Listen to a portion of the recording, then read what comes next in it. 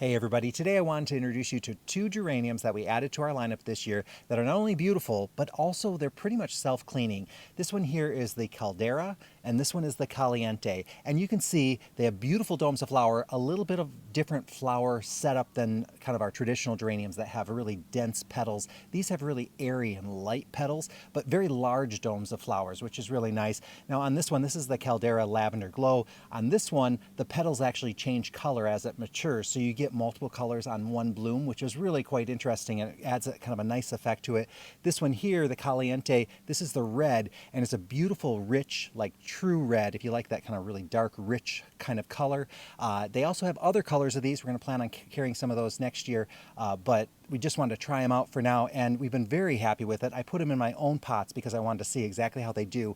Now you can see on these that with these kind of looser petal types, it means that when the flowers are kind of spent, the blossoms just kind of fall off the plant. Very, very simple. And then you're left with this spray of pedicels. So just these little stems coming off there that just kind of look like a little firework in there. It's very attractive even without petals on it. And eventually these kind of dry up a little bit and they'll fall off, and then you're left with just the stem, and eventually that kind of just fades away. The good thing is that these have really good flower coverage. There's lots of blooms on their way. So we're going to see this kind of constant coverage of flowers, and hopefully that continues right to the end of the season. So far it's looking like it will. It's really beautiful, but it's still early. So I put them in my own pot so that I can kind of track them myself and really report back how they're doing. But right now, absolutely fantastic.